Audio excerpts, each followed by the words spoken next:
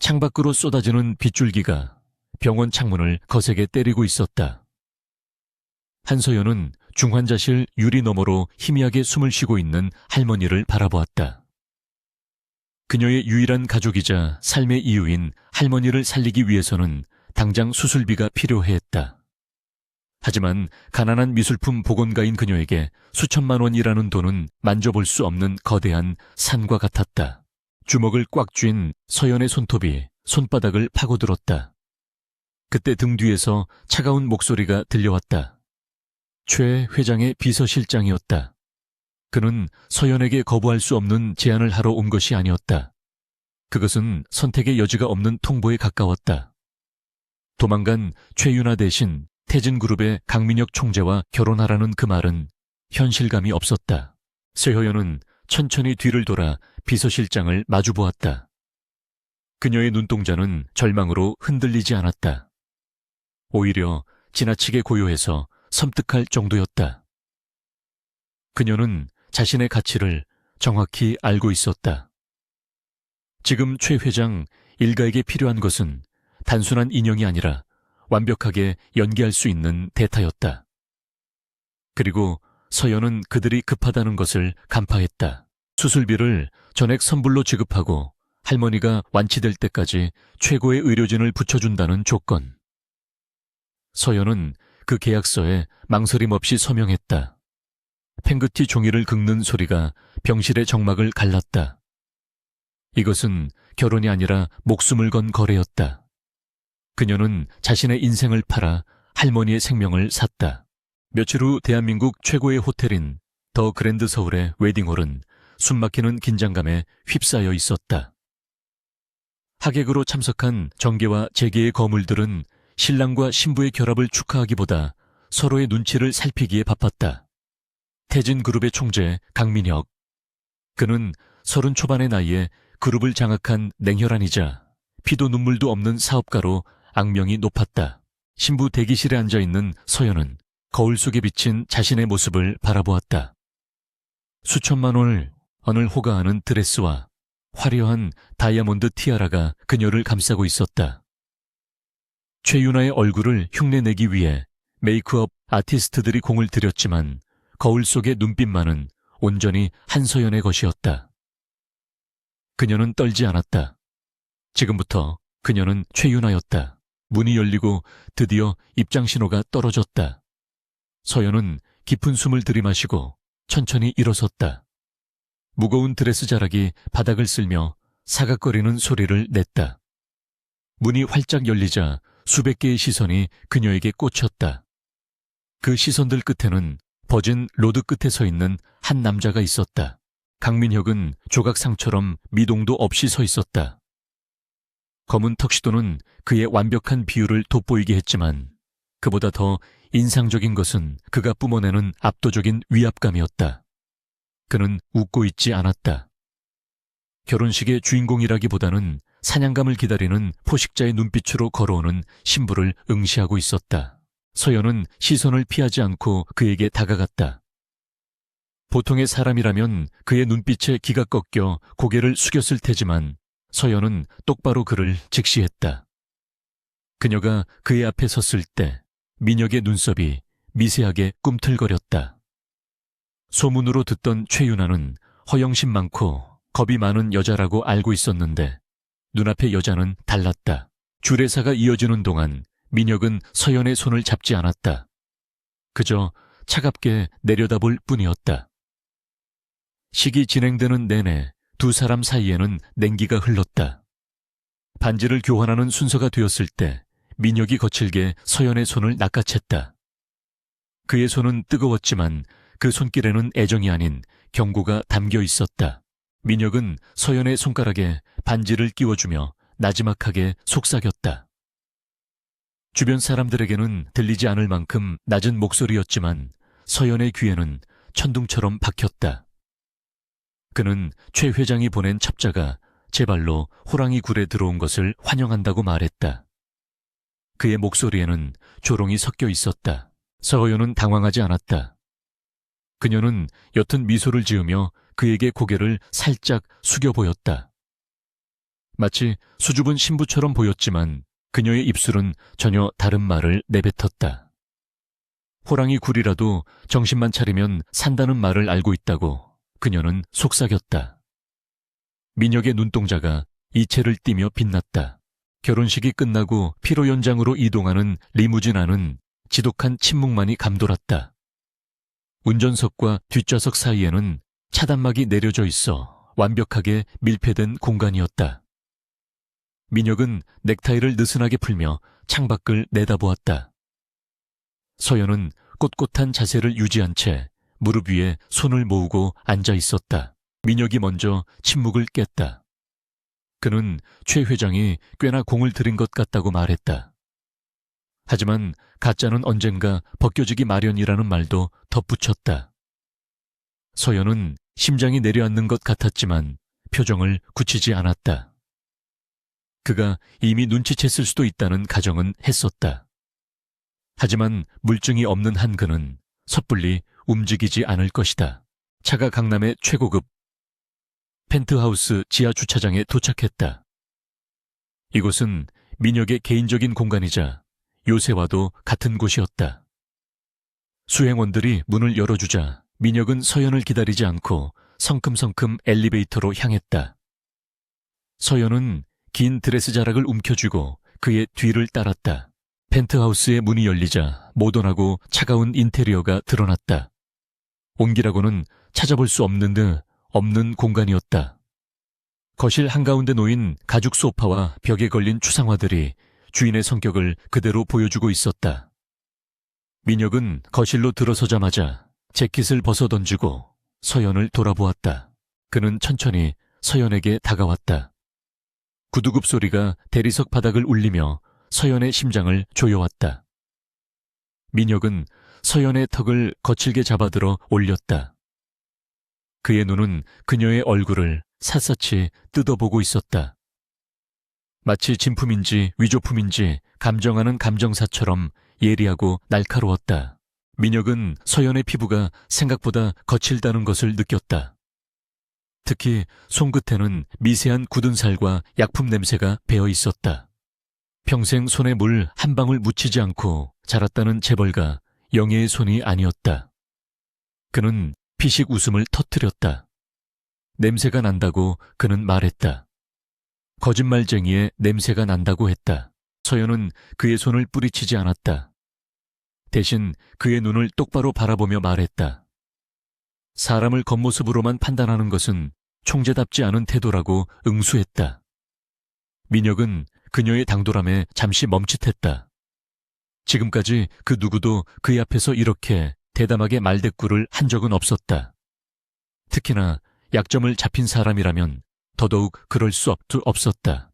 그는 허리춤에서 무언가를 꺼냈다. 차가운 금속성의 광택이 실내등을 받아 번뜩였다. 그것은 권총이었다. 민혁은 망설임 없이 총구를 서연의 이마에 겨누었다.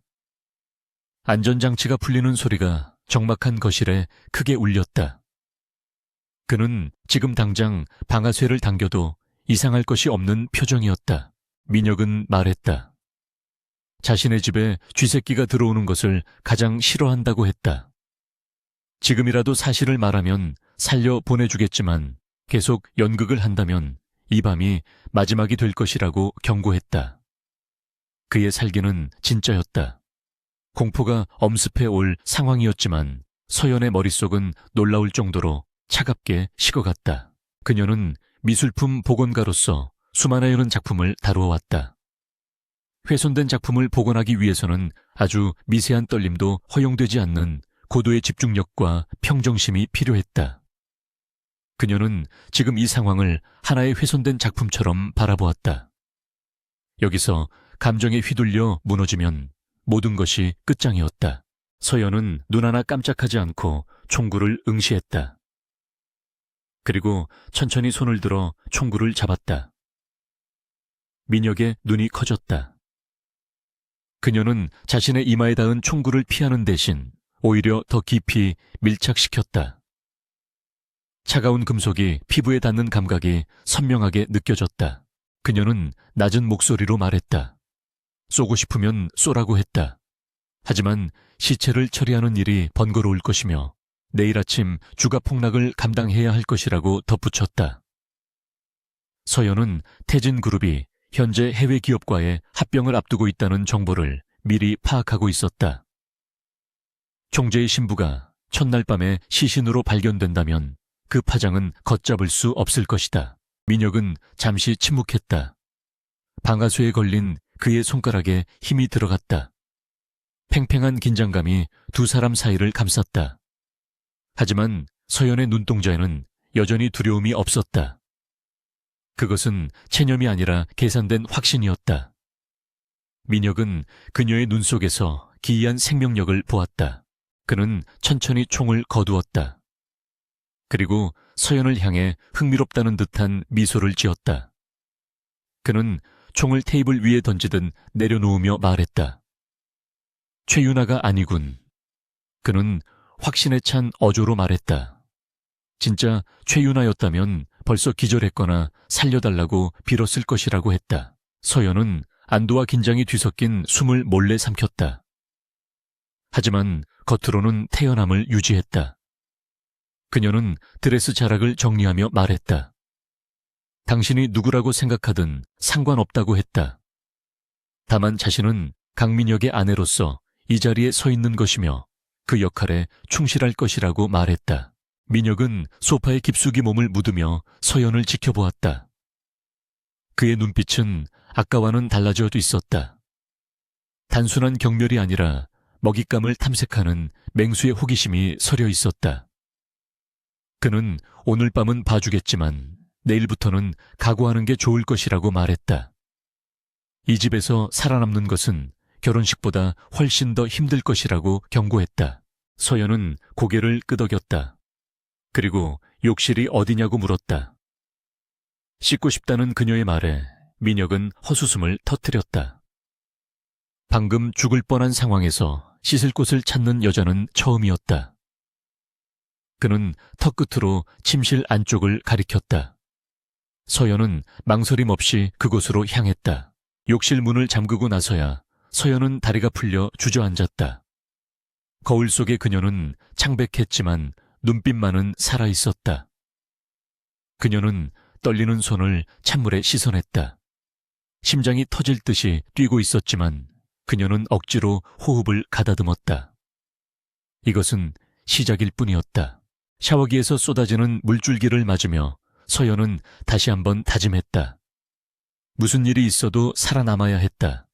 할머니를 위해서, 그리고 가난 때문에 짓밟혔던 자신의 존엄을 위해서라도 이 위험한 남자와의 게임에서 지지 않을 것이라고 맹세했다. 욕실 밖에서는 민혁이 와인잔을 들고 서연이 들어간 문을 응시하고 있었다. 그는 비서에게 전화를 걸었다. 최 회장 집에 대한 감시를 강화하고 신부의 뒷조사를 다시 하라고 지시했다. 오늘 본 여자는 그가 알던 정보와 너무 달랐다. 그녀의 담대함, 그리고 위기 상황에서의 대처 능력은 훈련받은 요원 못지않았다. 민혁은 와인을 한 모금 마시며 생각에 잠겼다. 가짜라면 더 재미있을지도 몰랐다.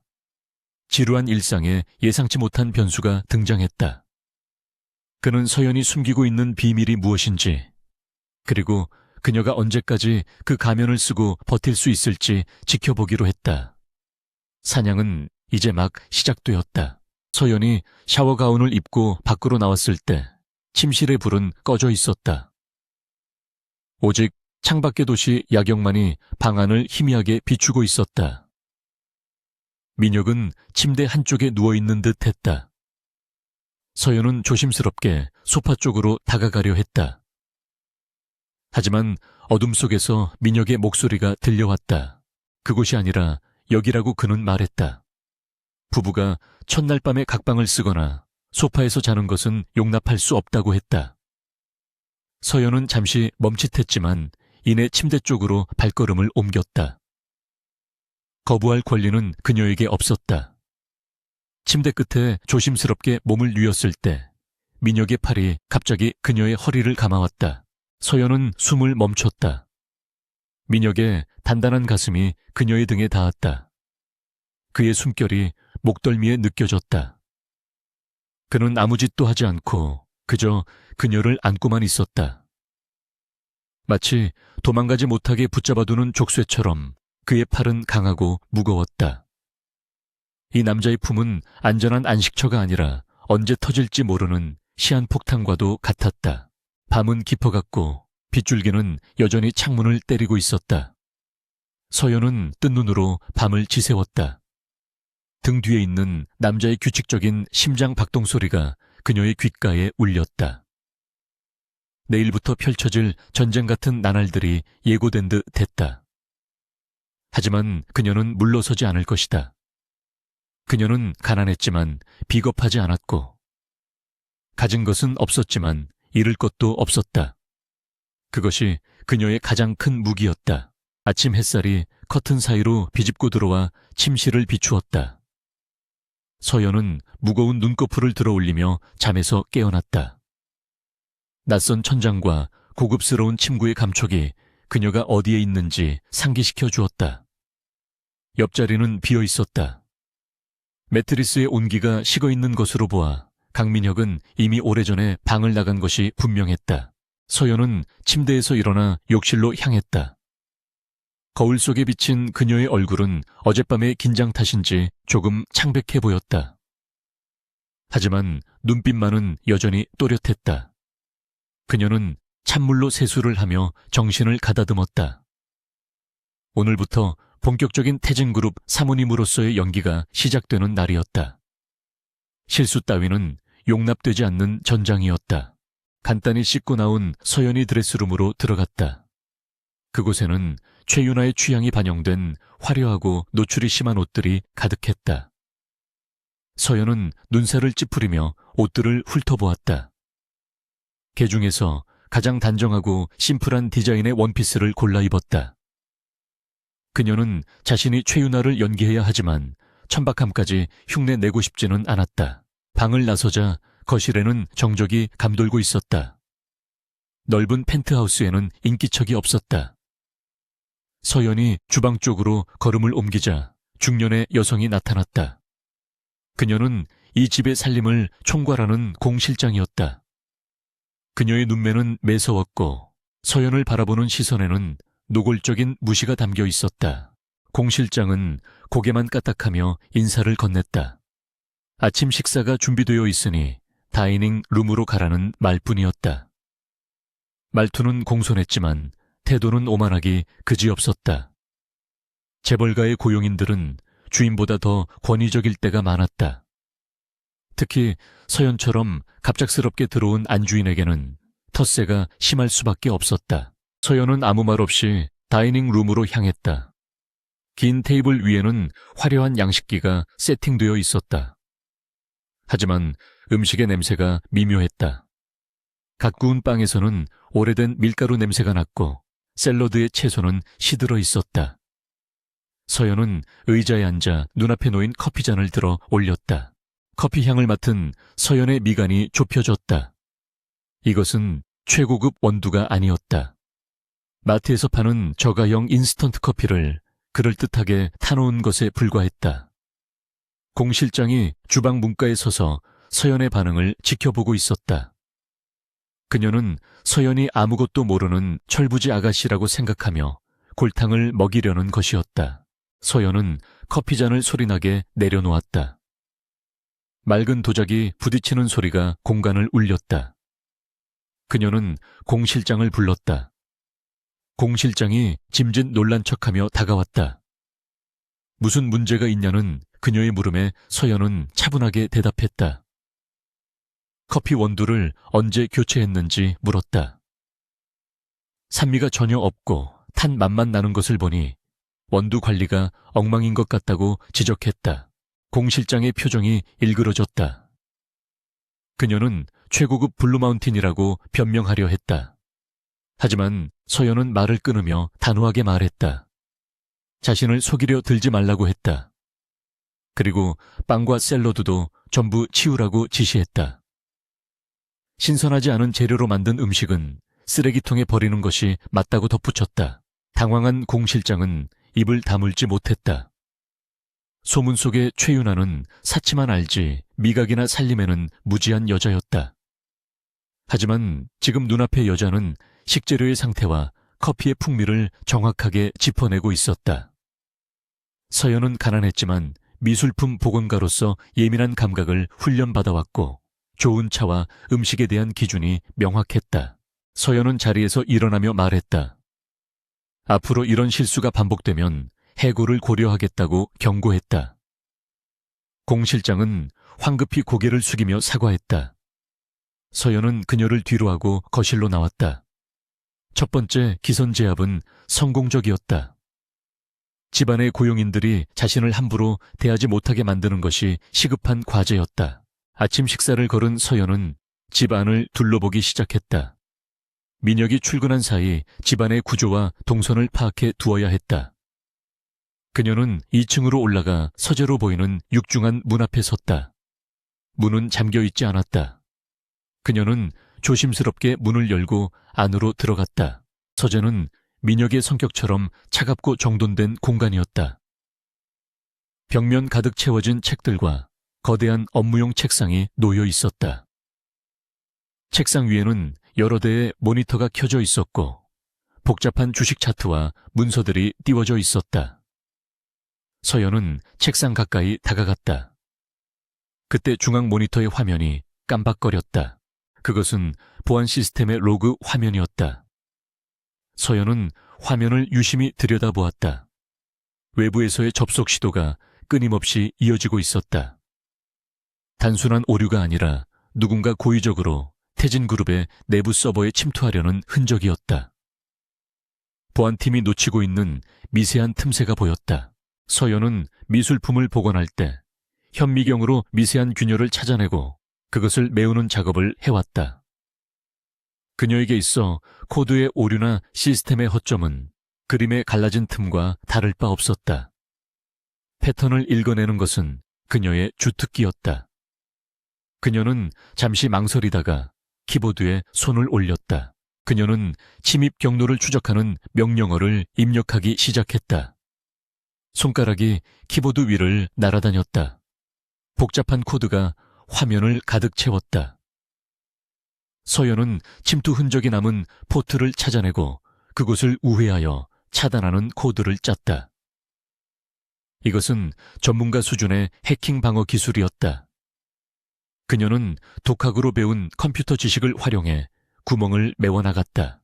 같은 시각 태진그룹 본사 집무실. 강민혁은 대형 스크린을 통해 집안의 상황을 지켜보고 있었다. 그는 서재에 설치된 CCTV 화면에서 눈을 떼지 못했다. 최윤아라고 생각했던 여자가 자신의 컴퓨터 앞에 앉아 능숙하게 키보드를 두드리고 있었다. 그녀의 표정은 진지했고 눈빛은 날카로웠다. 민혁은 보안팀장을 호출했다. 지금 집 서재의 컴퓨터에서 무슨 일이 일어나고 있는지 확인하라고 지시했다. 잠시 후 보안팀장의 다급한 목소리가 들려왔다. 누군가 외부의 해킹 시도를 실시간으로 차단하고 방화벽을 강화했다는 보고였다. 그것도 보안팀조차 발견하지 못했던 취약점을 정확하게 찾아내 수정했다는 것이었다. 민혁은 의자 등받이에 몸을 기대며 헛웃음을 터뜨렸다. 최윤아는 명문대 졸업장이 있지만 기부금 입학이라는 소문이 파다했고 컴퓨터라고는 쇼핑몰 접속밖에 모르는 여자였다. 그런데 지금 화면 속의 여자는 전문 해커나 보안 전문가에 가까웠다. 그의 흥미는 이제 확신으로 바뀌고 있었다. 저 여자는 절대로 최윤아가 아니다. 그렇다면 최 회장은 대체 누구를 보낸 것인가? 단순히 얼굴만 닮은 대역을 내세운 줄 알았더니 예상치 못한 재능을 가진 물건이 들어왔다. 민혁은 화면 속 서연의 옆 얼굴을 응시했다. 그녀의 집중하는 모습은 기이할 정도로 아름다웠다. 작업을 마친 서연은 만족스러운 듯 숨을 내쉬었다. 화면에 붉은 경고등이 사라지고 정상적인 녹색 불빛이 들어왔다. 그녀는 흔적을 지우려다 멈칫했다. 어차피 민혁이 알게 될 일이었다. 아니, 이미 알고 있을지도 몰랐다. 그녀는 당당하게 컴퓨터를 끄고 서재를 나왔다. 오후가 되자 민혁의 비서가 펜트하우스로 찾아왔다. 그는 서연에게 저녁 일정을 전달했다. 오늘 저녁 민혁과 함께 부부 동반 모임에 참석해야 한다는 것이었다. 서연은 올 것이 왔다고 생각했다. 대외적으로 처음 모습을 드러내는 자리였다. 그녀는 비서가 건네준 의상을 받아 들었다. 저녁 7시 민혁이 퇴근하고 돌아왔다. 그는 거실 소파에 앉아 잡지를 보고 있는 서연에게 다가갔다. 서연은 그가 들어오는 인기척을 느꼈지만 짐짓 모른 척하며 책장을 넘겼다. 민혁은 그녀의 앞에 서서 그림자를 드리웠다. 서연이 고개를 들자 민혁의 서늘한 눈빛과 마주쳤다. 민혁은 서재 일에 대해 묻지 않았다. 대신 준비하라고 짧게 말했다. 서연은 군말 없이 일어나 방으로 들어갔다. 그녀가 준비를 마치고 나왔을 때 민혁은 잠시 말을 잃었다. 짙은 네이비색 드레스는 그녀의 하얀 피부와 대비되어 고혹적인 분위기를 자아냈다. 과한 장식 없이 몸의 선을 따라 흐르는 실루엣이 우아했다. 채 올라타자마자 민혁은 서연의 손목을 잡았다. 그의 손아귀 힘이 강했다. 그는 낮은 목소리로 물었다. 누구한테 배웠냐고 했다. 서연은 짐짓 모르는 척 되물었다. 민혁은 컴퓨터라고 덧붙였다. 보안 코드를 수정하는 건 일반적인 교양 수업에 포함되지 않는다고 그는 비꼬았다. 서연은 시선을 피하지 않고 대답했다. 요즘 세상에 그 정도는 기본 상식이라고 둘러댔다. 그리고 당신의 보안 시스템이 생각보다 허술해서 눈에 거슬렸을 뿐이라고 응수했다. 민혁의 입꼬리가 비틀려 올라갔다. 허술하다는 말을 들은 것은 태진그룹 총재가 되고 나서 처음이었다.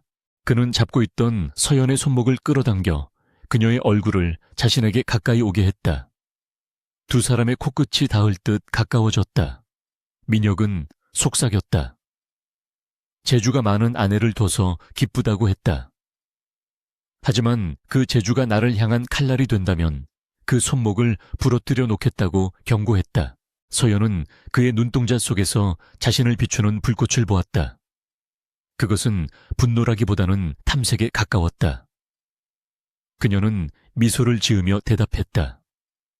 나는 당신의 아내이자 파트너라고 했다. 내 남편이 위험해지는 걸 방관할 아내는 없다고 말했다. 그녀의 대담한 발언에 민혁은 잠시 침묵했다. 모임 장소는 한강이 내려다 보이는 고급 레스토랑이었다. 재계의 주요 인사들이 모여 있었다. 민혁이 입장하자 모든 시선이 쏠렸다. 그 옆에선 서연에게도 호기심 어린 눈길들이 쏟아졌다. 최윤아가 돌아왔다는 소문은 이미 퍼져 있었다. 사람들은 그녀가 어떤 모습일지 궁금해했다. 서연은 민혁의 팔짱을 끼고 우아하게 걸었다. 그녀는 사람들의 시선에 주눅들지 않았다.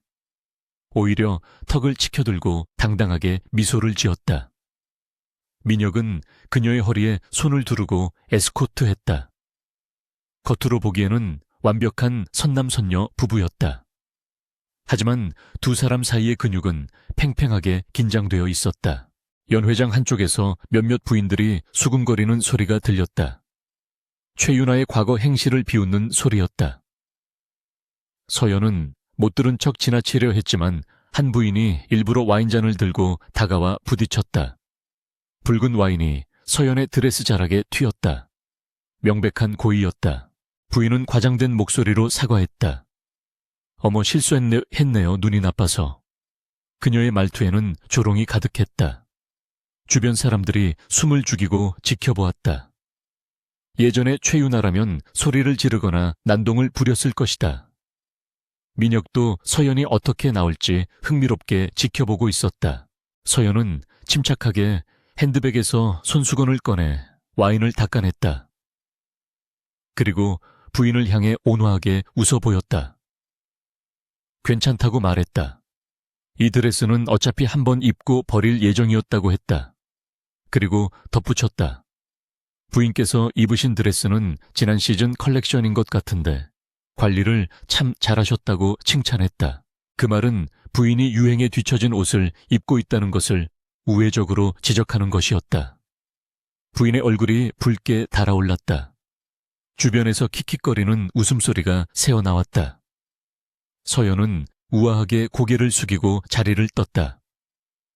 민혁은 그 광경을 보며 만족스러운 미소를 감추지 못했다. 그는 서연에게 다가가 귓가에 속삭였다. 말솜씨가 제법이라고 칭찬했다. 서연은 어깨를 으쓱하며 대답했다. 당신의 체면을 구기게 할 수는 없지 않냐고 했다. 민혁은 그녀를 데리고 테라스로 나갔다. 시원한 강바람이 두 사람의 열기를 식혀주었다. 민혁은 난간에 기대어 서연을 바라보았다. 그는 진지하게 물었다. 너는 대체 누구냐고. 최윤아의 탈을 쓰고 있지만 내용물은 전혀 다른 사람이다. 너의 목적이 무엇인지 궁금하다고 했다. 서연은 강물을 바라보며 대답을 피했다.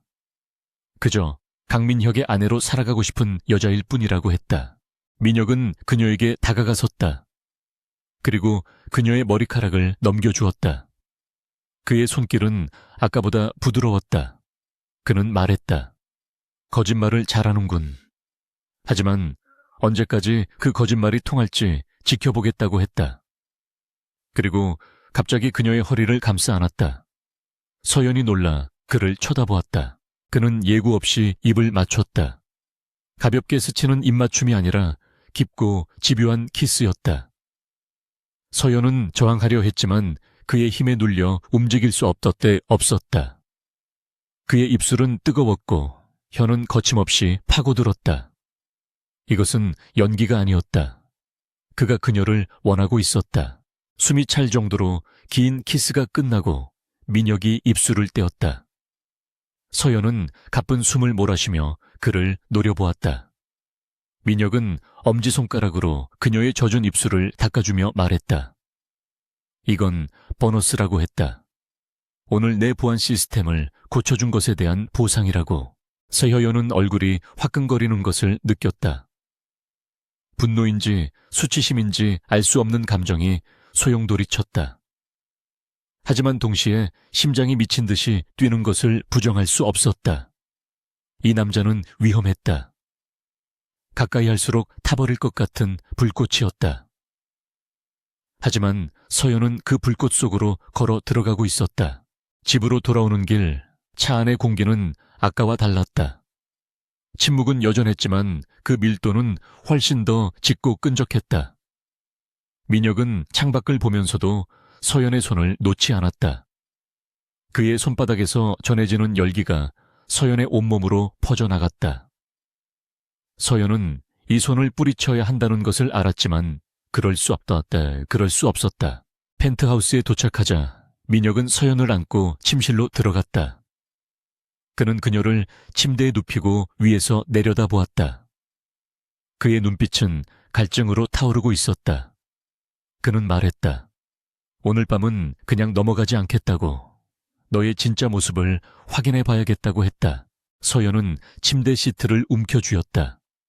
도망칠 곳은 없었다. 그리고 어쩌면 그녀 자신도 도망치고 싶지 않은 것일지도 몰랐다. 이 위험한 계약 관계 속에서 유일하게 진실한 것은 두 사람 사이에 흐르는 이 본능적인 끌림뿐이었다. 그녀는 눈을 감고 그에게 몸을 맡길 준비를 했다. 민혁의 손이 그녀의 드레스 지퍼를 내리는 소리가 적막한 방 안에 크게 울렸다. 그의 입술이 그녀의 목선에 닿았을 때 서연은 짧은 신음을 흘렸다. 밤은 길었고 두 사람의 밤은 이제 막 시작되고 있었다. 거짓과 진실이 뒤섞인 이 밤. 그들은 서로를 탐닉하며 서로의 비밀을 파헤치려 하고 있었다. 서울의 밤하늘을 화려하게 수놓은 조명 아래 더 팰리스 호텔의 연회장은 대한민국 상위 1%의 사교장으로 변모해 있었다. 태진그룹이 주최하는 자선 경매 행사는 정재계 인사들에게 있어 자신의 위세를 과시할 수 있는 전쟁터와 다름없었다. 강민혁은 한서연의 허리에 손을 올린 채 연회장 중앙으로 들어섰다.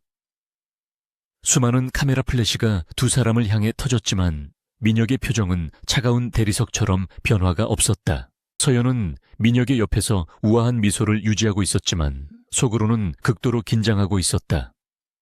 오늘 이 자리에는 태진그룹의 라이벌이자 호시탐탐 민혁의 자리를 노리는 대성그룹의 배 회장이 참석한다는 정보를 들었기 때문이었다. 배 회장은 과거 최윤아의 집안과도 얽혀있는 인물로 서연이 가짜라는 것을 눈치챌 가능성이 가장 높은 위험인물 중 하나였다. 아니나 다를까 배 회장이 비열한 웃음을 흘리며 두 사람에게 다가왔다. 그는 민혁에게 악수를 청하며 시선은 노골적으로 서연을 훑어보았다. 그는 최윤아 양이 예전보다 훨씬 기품 있어 보인다고 비꼬았다.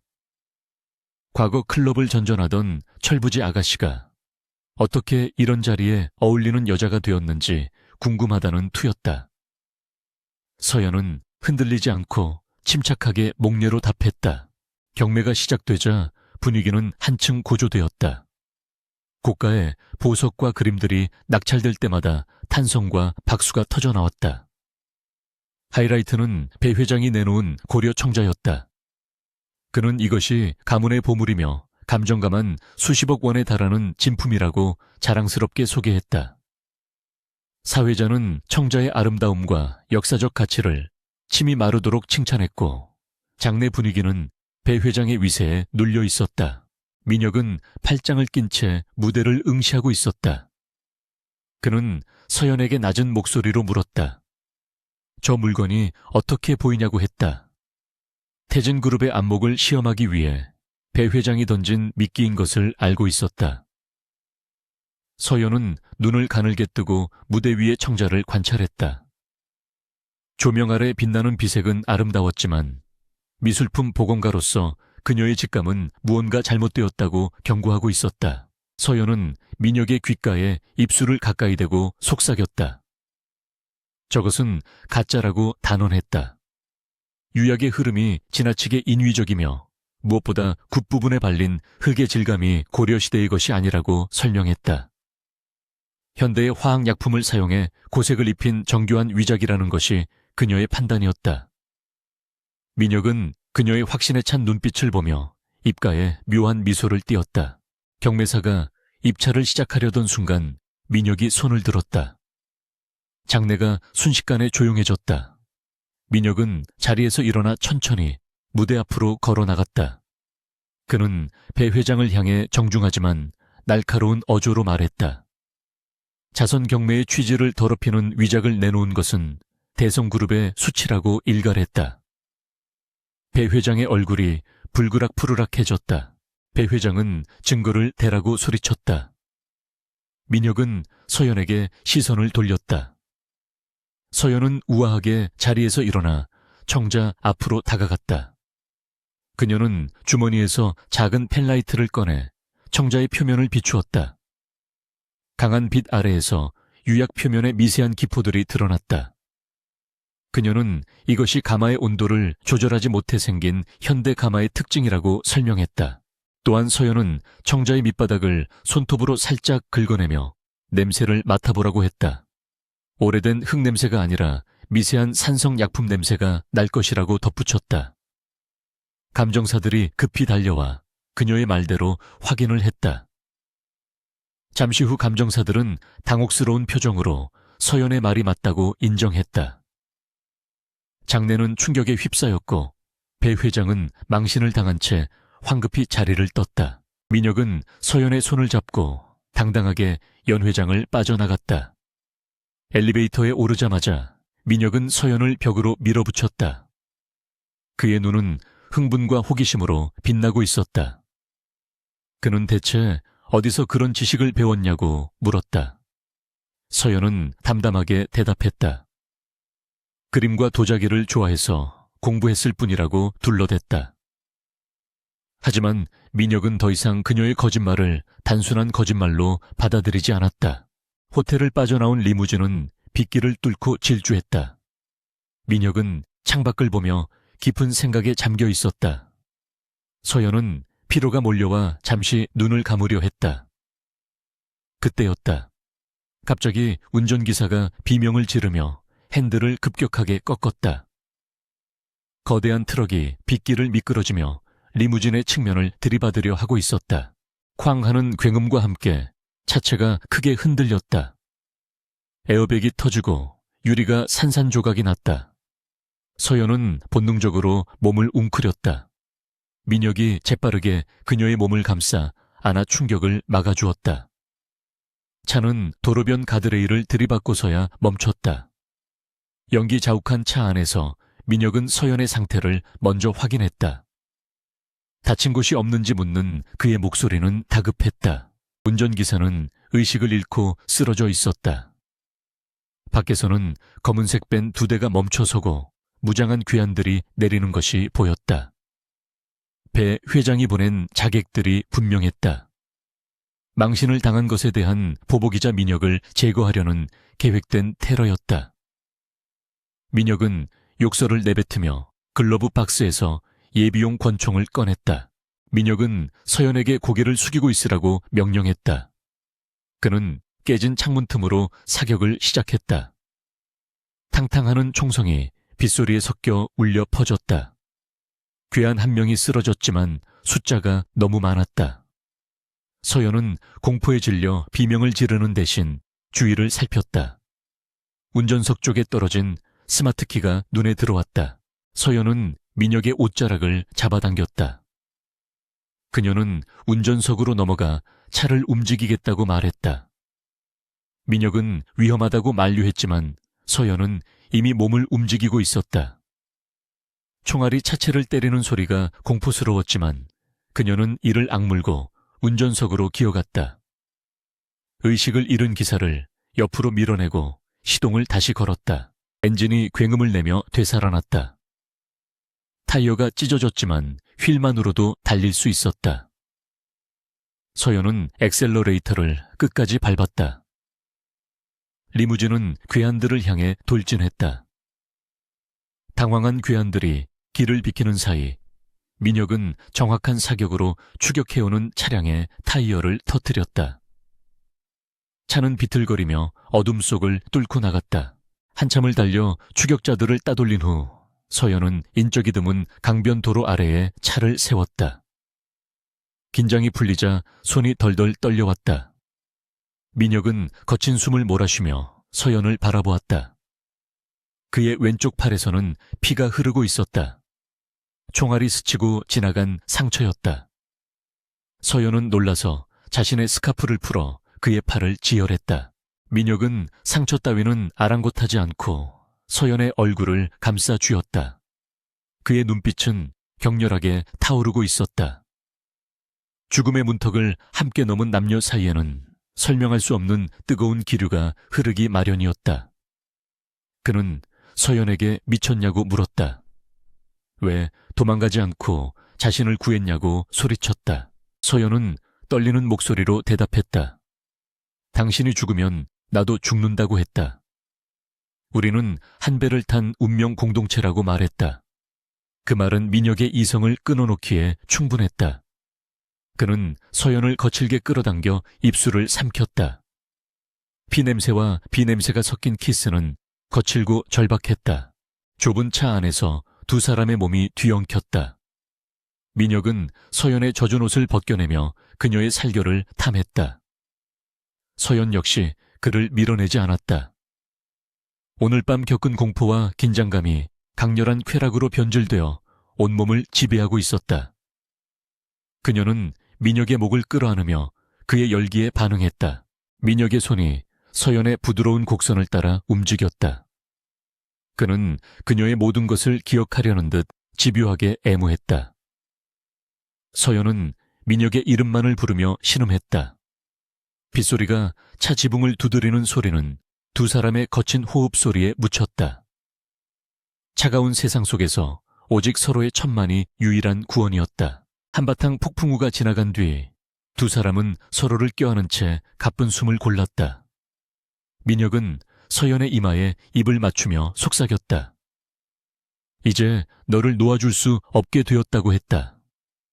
네가 가짜든 진짜든 상관없다고 말했다. 너는 내 것이라고 선언했다. 그것은 사랑 고백이라기보다는 소유권 주장에 가까웠다. 서여연은 민혁의 가슴에 얼굴을 묻었다. 그의 심장 소리가 자신의 것과 같은 리듬으로 뛰고 있었다. 그녀는 이 위험한 남자에게 점점 빠져들고 있는 자신을 발견했다. 하지만 동시에 불안감이 엄습했다. 자신의 정체가 밝혀지는 순간 이 모든 것이 신기루처럼 사라질 것이라는 두려움이 가슴을 찔렀다. 민혁은 수행원들에게 연락을 취해 구조를 요청했다. 잠시 후 태진그룹의 경호팀이 도착했다. 민혁은 서연을 자신의 재킷으로 감싸 안고 차에서 내렸다. 그는 경호팀장에게 오늘 일은 배 회장의 소행임을 알리고 철저한 응징을 지시했다. 그의 눈빛은 아까의 열기는 사라지고 다시 냉혹한 총재의 모습으로 돌아와 있었다. 새로운 차로 옮겨 탄 두 사람은 집으로 향했다. 서연은 민혁의 어깨에 기대어 잠이 들었다. 민혁은 잠든 그녀의 얼굴을 내려다보며 생각에 잠겼다. 그녀의 정체가 무엇이든 그녀는 오늘 자신의 목숨을 구했다.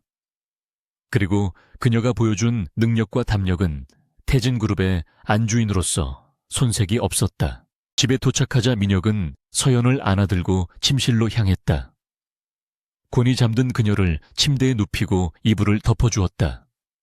그는 서연의 뺨을 어루만지며 나지막이 말했다. 내 곁에 있어. 내가 너를 지켜주겠다고 약속했다. 하지만 그 약속이 지켜지기 위해서는 넘어야 할 산이 너무나 많았다. 창밖에는 여전히 비가 내리고 있었다. 내일이면 태진그룹과 대성그룹의 전면전이 시작될 것이었다. 그리고 서연을 둘러싼 비밀들도 하나둘씩 수면 위로 떠오를 준비를 하고 있었다. 폭풍 전야의 고요함 속에서 두 사람의 운명은 더욱 단단하게 얽혀 들어가고 있었다. 그날 밤의 사건 이후 강민혁의 태도는 미묘하게 변해 있었다. 아침 식사 자리에서 그는 평소처럼 신문을 보는 대신 서연의 접시에 음식을 덜어주었다. 공 실장을 비롯한 고용인들은 경악을 금치 못했다.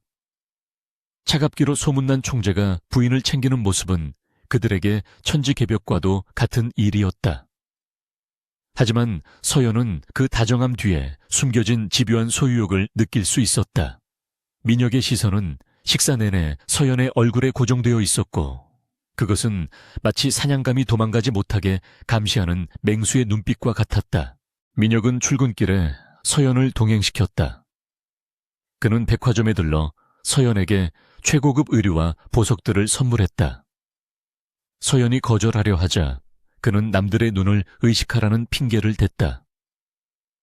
태진그룹의 안주인이 초라하게 다니는 것은 회사의 이미지에 타격을 준다는 논리였다.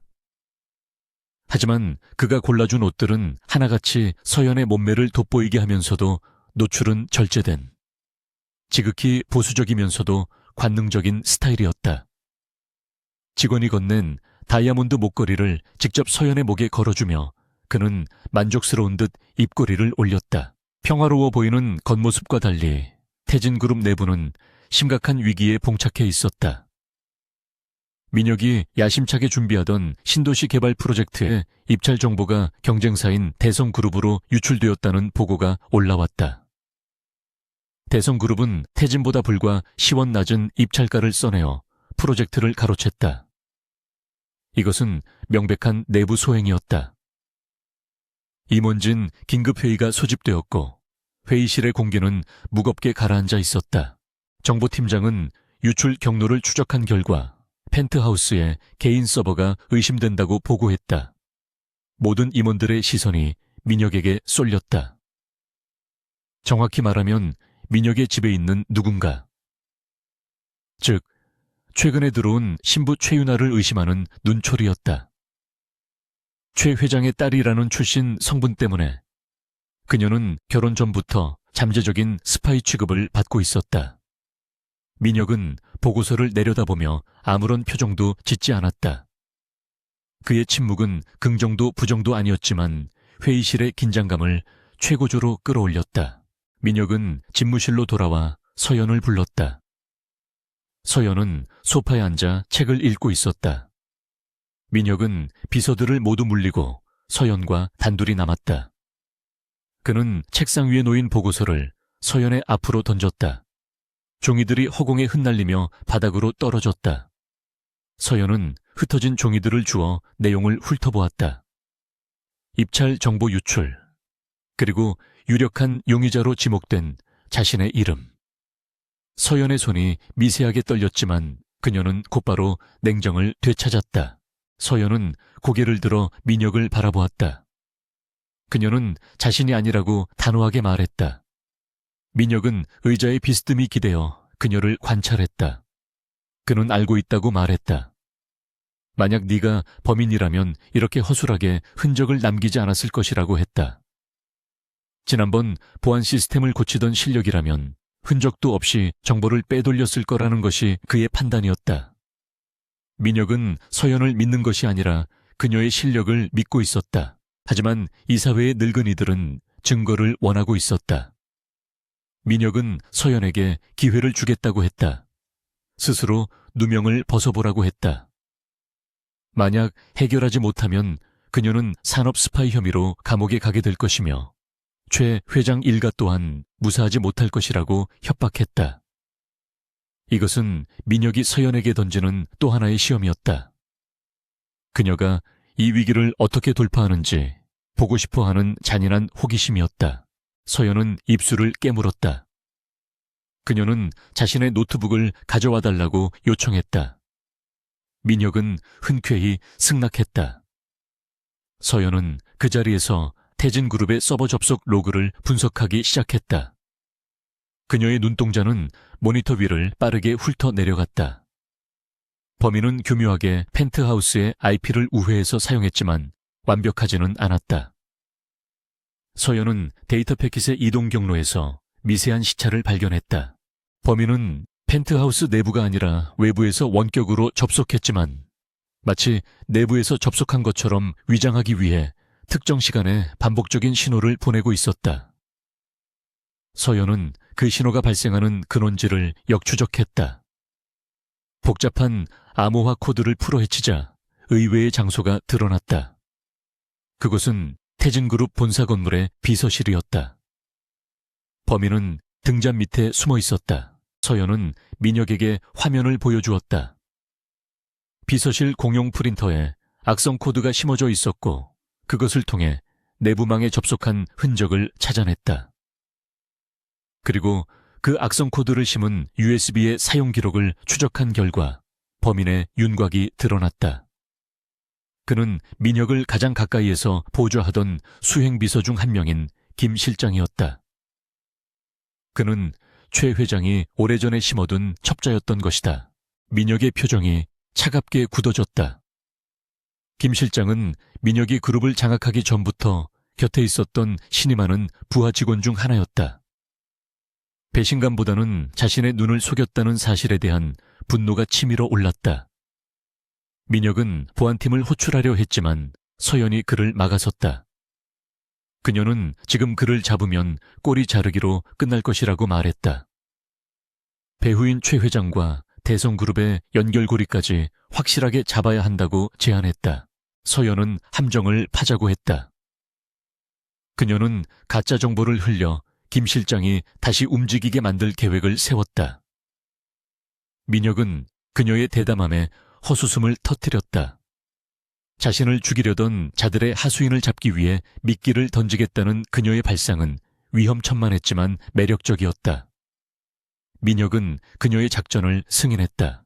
서연은 김 실장이 접근할 수 있는 폴더에 제2차 신도시 개발 수정안이라는 제목의 파일을 만들어 넣었다.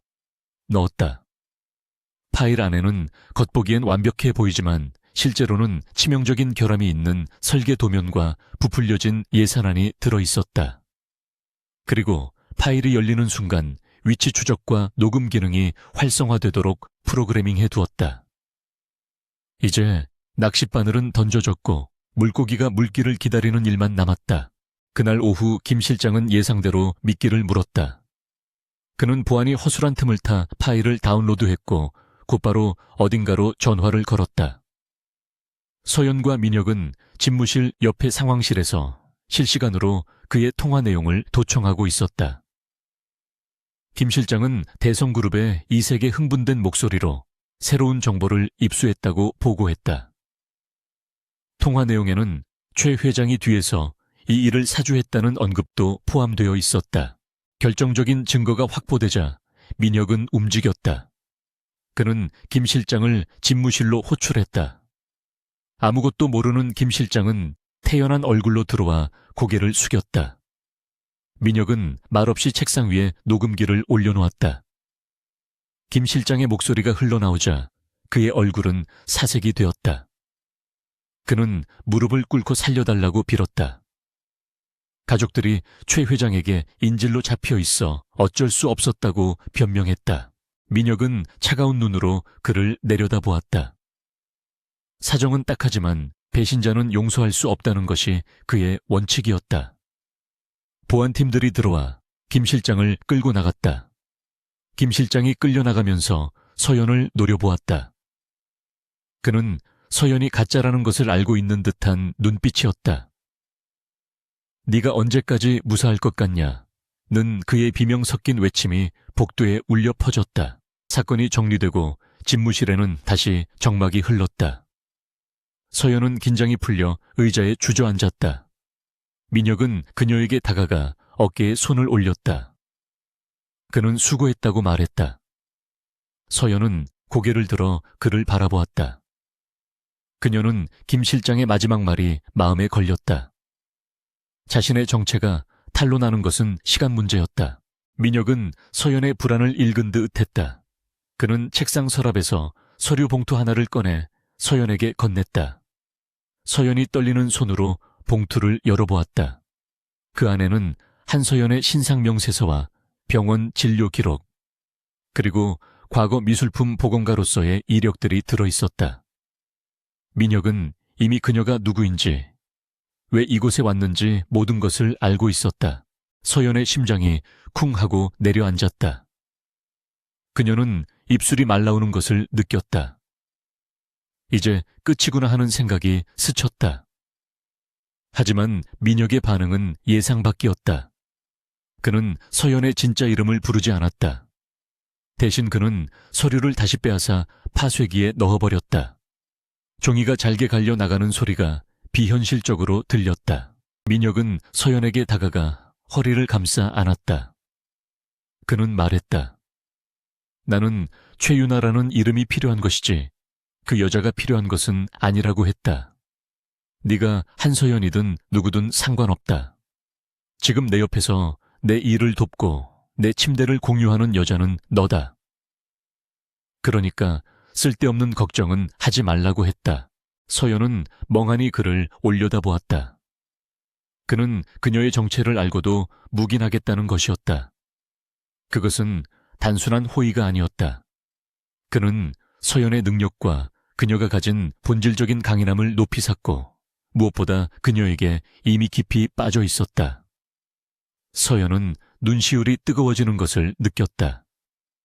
그동안의 마음고생과 두려움이 한꺼번에 밀려왔다. 민혁은 서연의 눈가에 맺힌 눈물을 닦아주었다. 그는 약한 모습은 보이지 말라고 했다. 너는 강민혁의 아내니까. 그의 목소리는 엄격했지만 손길은 부드러웠다. 서연은 그의 가슴에 얼굴을 묻고 고개를 끄덕였다. 이제 그녀는 더 이상 숨길 것이 없었다. 그가 알고 있다는 사실만으로도 거대한 짐을 내려놓은 기분이었다. 그날 저녁 퇴근길에 민혁은 서연을 데리고 고급 레스토랑이 아닌 허름한 포장마차로 향했다. 서연이 의아해하자 민혁은 가끔은 숨 쉴 구멍이 필요하다고 했다. 수행원들을 멀리 물리고 두 사람은 떡볶이와 소주를 시켰다. 재벌 총재와 어울리지 않는 풍경이었지만 민혁은 넥타이를 풀고 편안해 보였다. 서연은 소주 한 잔을 들이키며 물었다. 왜 자신을 내치지 않았냐고. 민혁은 잔을 채우며 대답했다. 진짜 최윤아였다면 진작에 쫓아냈을 것이라고 했다. 가짜인 네가 훨씬 더 진짜 같고 흥미로워서 곁에 두는 것이라고 말했다. 그리고 무엇보다 너는 나를 두려워하지 않아서 좋다고 덧붙였다. 두 사람 사이에는 묘한 동지애가 싹트고 있었다. 계약으로 시작된 관계였지만 이제는 서로가 서로에게 없어서는 안 될 존재가 되어가고 있었다. 민혁은 취기가 오른 서연을 바라보며 생각했다. 이 여자를 지키기 위해서라면 최 회장뿐만 아니라 세상 모두와도 싸울 수 있을 것 같다고. 하지만 평화는 오래가지 않았다. 김 실장이 제거되자 최 회장 측은 다급해졌다. 그들은 서연이 배신했다고 판단하고 최후의 카드를 꺼내들 준비를 하고 있었다. 진짜 최윤아가 한국으로 돌아오는 비행기에 몸을 실었다는 정보가 민혁의 정보망에 포착되었다. 집으로 돌아온 민혁은 서연을 재우고 다시 서재로 향했다. 그는 모니터 속의 비행기 경로를 응시했다. 진짜가 돌아오면 가짜는 설 자리를 잃게 된다. 세간의 이목과 법적인 문제들이 복잡하게 얽힐 것이었다. 민혁은 주먹을 꽉 쥐었다. 그는 어떤 수를 써서라도 서연을 지켜내야 했다. 그는 비서실장에게 전화를 걸어 지시했다. 내일 공항에 사람을 보내 최윤아를 은밀히 확보하라고 했다. 그녀가 가족들을 만나기 전에 먼저 손을 써야 했다. 하지만 최 회장 측도 만만치 않았다. 그들은 이미 언론에 최윤아의 귀국 소식을 흘리고 공항에 기자들을 대기시켜 놓은 상태였다. 다음 날 아침 뉴스는 태진그룹 사모님의 귀국 환영 인파로 도배가 되었다. 서연은 TV 화면을 보며 굳어버렸다. 화면 속에는 화려한 선글라스를 쓴 진짜 최윤아가 기자들을 향해 손을 흔들고 있었다. 아나운서는 며칠 전 공식 석상에 나타났던 부인과는 분위기가 많이 다르다며 의문을 제기하고 있었다. 민혁이 거실로 나와 TV를 꺼버렸다. 그는 서연에게 다가가 어깨를 잡았다. 동요하지 말라고 했다. 내가 해결하겠다고 말했다. 하지만 서연은 알고 있었다. 이것은 민혁의 힘으로만 막을 수 있는 일이 아니었다. 진짜가 나타난 이상 가짜인 그녀는 그림자 속으로 사라져야 할 운명이었다. 서연은 민혁의 손을 잡으며 말했다. 나 때문에 당신이 곤란해지는 것은 싫다고 했다. 내가 떠나는 것이 맞다고. 하지만 민혁은 단호하게 고개를 저었다. 너는 아무데도 못 간다고 했다. 내 허락 없이는 이 집에서 한 발짝도 나갈 수 없다고 으름장을 놓았다. 그때 현관 초인종이 요란하게 울렸다. 인터폰 화면에는 최 회장 부부와 진짜 최윤아의 모습이 비치고 있었다. 그들은 당당하게 문을 열라고 소리치고 있었다. 경비실에서 막아보려 했지만 최 회장은 막무가내로 밀고 들어온 모양이었다. 폭풍이 펜트하우스 문 앞까지 닥쳐와 있었다. 민혁은 서연을 침실로 들여보내려 했지만 서연은 거부했다. 숨어서 해결될 일이 아니었다. 그녀는 당당하게 맞서기로 결심했다. 그녀는 민혁의 옆에 섰다. 민혁은 그녀를 잠시 바라보다가 옅은 미소를 지으며 고개를 끄덕였다. 그래, 같이 가자. 지옥이라도 함께라면 상관없다는 눈빛이었다. 민혁이 인터폰의 문 열림 버튼을 눌렀다. 육중한 현관문이 열리고 최윤아의 날카로운 목소리가 거실을 갈랐다. 오빠, 저 가짜년 당장 끌어내. 하이힐 소리와 함께 들어온 진짜 최윤아는 서연을 보자마자 달려들 기세였다. 최 회장 부부도 뒤따라 들어오며 민혁을 노려보았다. 이제 진실 공방을 넘어선 생존 게임이 시작되었다. 최윤아는 거실 한복판에 서서 삿대질을 하며 악을 쓰고 있었다. 그녀는 명품 가방을 소파에 내동댕이 치며 서연을 향해 저 천한 여자가 내 자리를 훔쳤다고 고래고래 소리를 질렀다. 그녀의 화려한 화장은 흥분으로 인해 일그러져 있었고 값비싼 향수 냄새가 역하게 진동했다.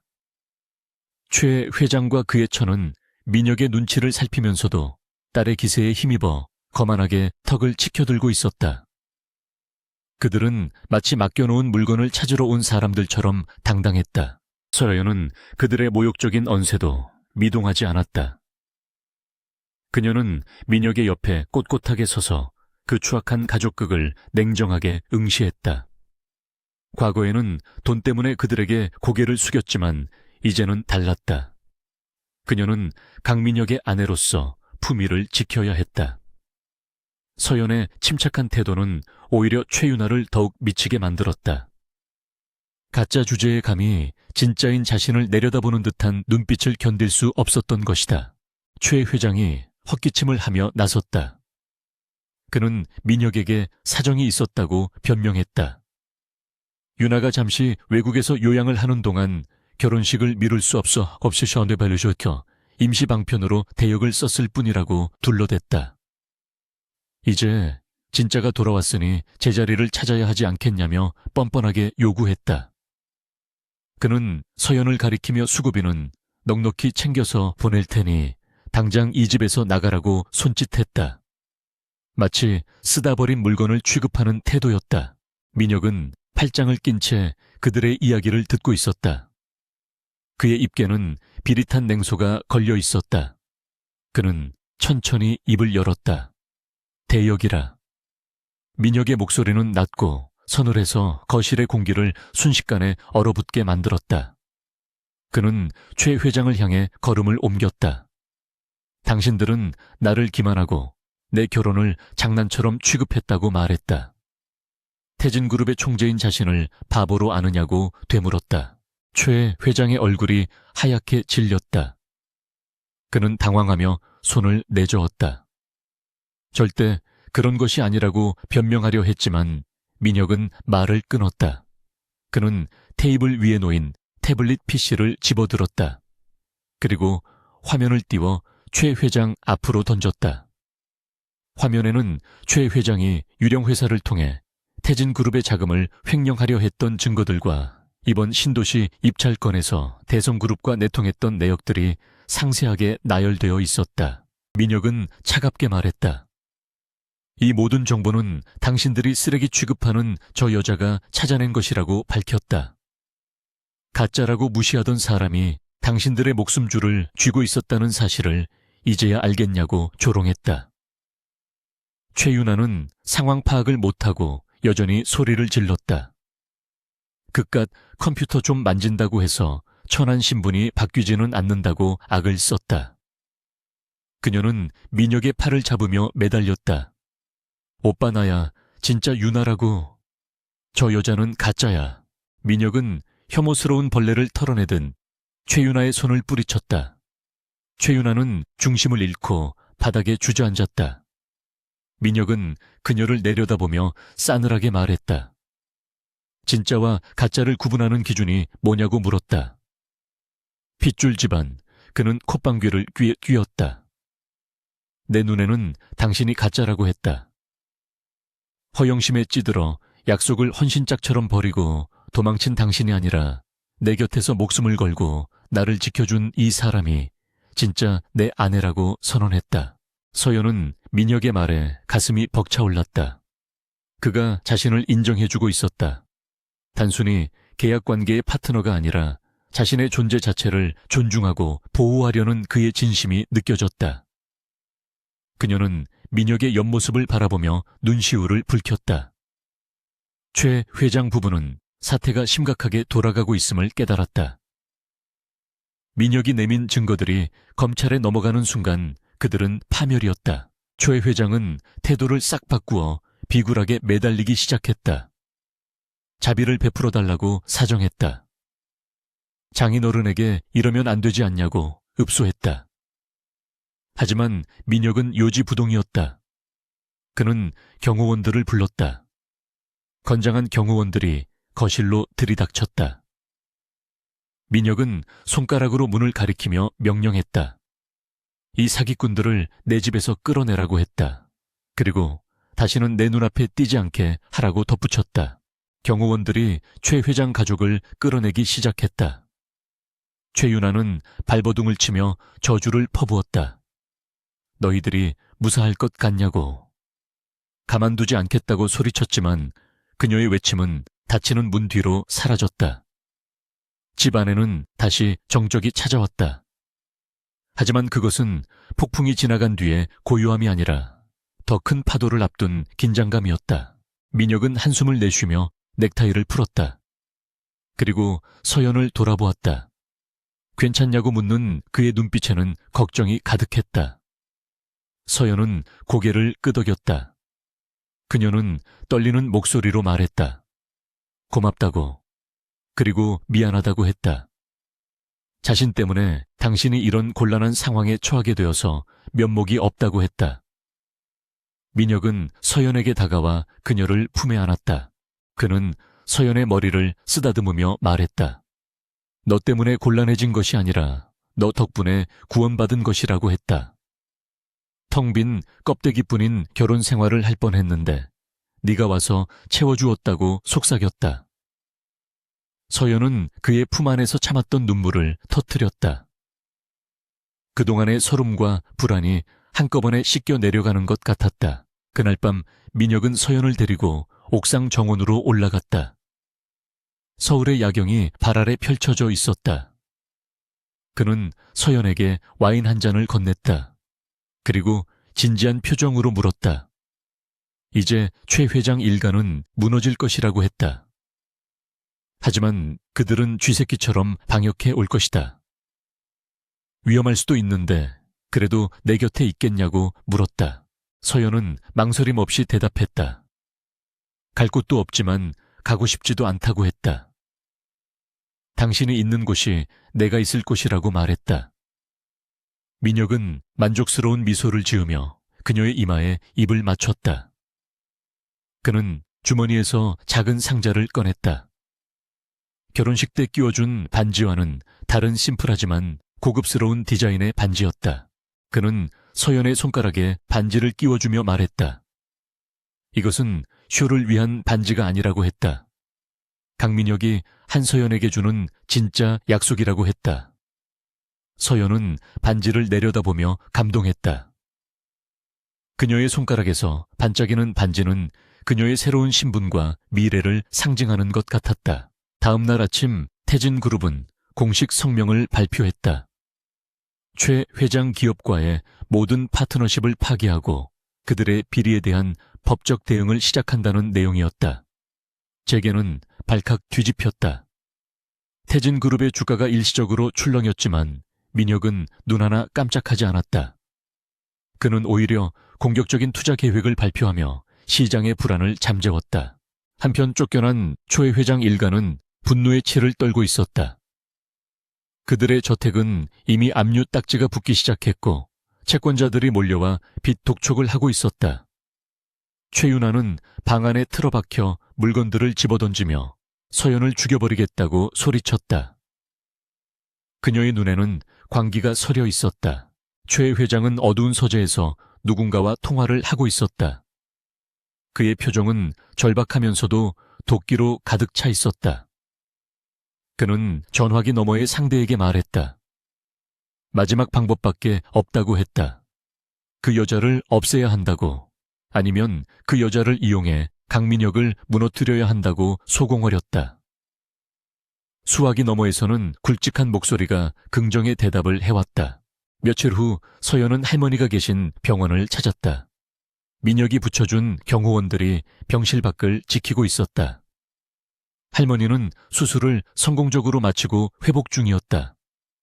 서연은 잠든 할머니의 손을 잡고 속삭였다.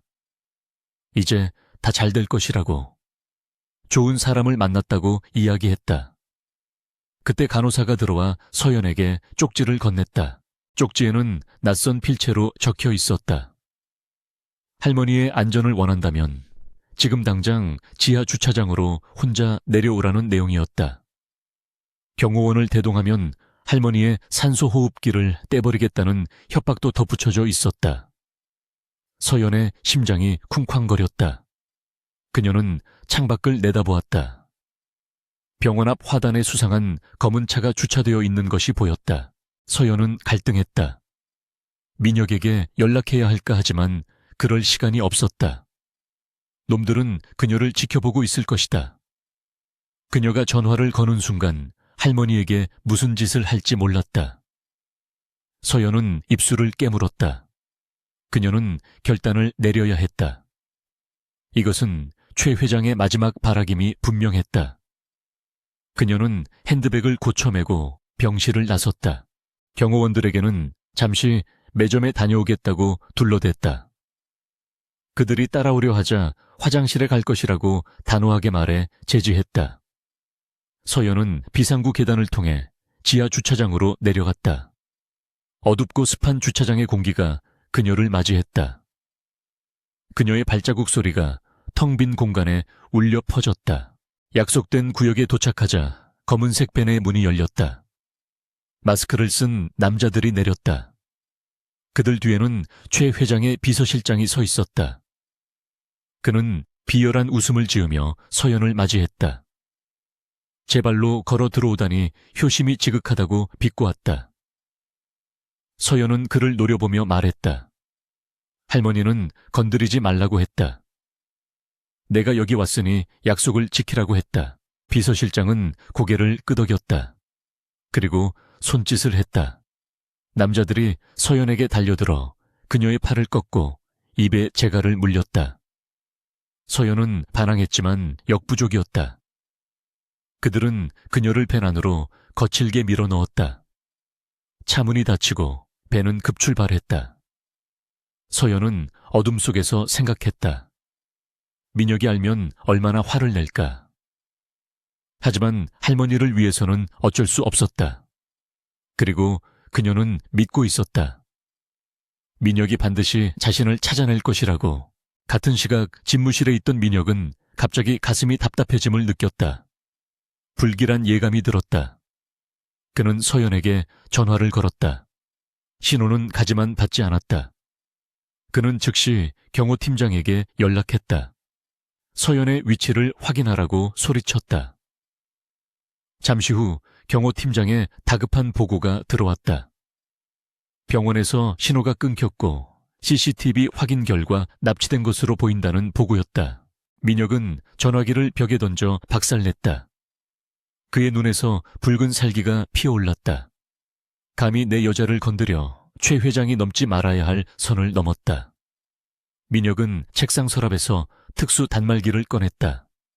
그는 서연에게 선물한 다이아몬드 목걸이 안에 초소형 위치 추적기를 심어두었었다. 그녀의 안전을 위한 최후의 보루였다. 화면의 붉은 점이 깜박이며 이동하고 있었다. 그들은 서울 외곽의 폐공장 지대로 향하고 있었다. 민혁은 재킷을 집어들고 일어섰다. 그는 비서에게 모든 가용 인력과 헬기를 준비시키라고 명령했다. 그리고 경찰이 아닌 자신의 사설 용병 부대를 호출했다. 이것은 법으로 해결할 문제가 아니었다. 전쟁이었다. 민혁은 주차장으로 내려가 자신의 스포츠카에 올랐다. 엔진이 포효하듯 굉음을 냈다. 그는 추적장치를 주시하며 엑셀을 밟았다. 분노로 차가워진 이성 속에서 단 하나의 생각만이 맴돌았다. 그들을 살려두지 않겠다. 서연의 머리카락 하나라도 다친다면 그 대가는 뼈와 살을 분리하는 고통일 것이라고 맹세했다. 폐공장에 도착한 납치범들은 서연을 의자에 묶었다. 최 회장과 최윤아가 그곳에서 기다리고 있었다. 최윤아는 묶여있는 서연의 뺨을 세차게 때렸다. 짝소리와 함께 서연의 고개가 돌아갔다. 입가에서 피가 흘러내렸다. 최윤아는 광소하며 소리쳤다. 이제야 꼴이 좀 볼만하네. 강민혁이 널 구하러 올 것 같아 오더라도 넌 이미 시체가 되어 있을 거야.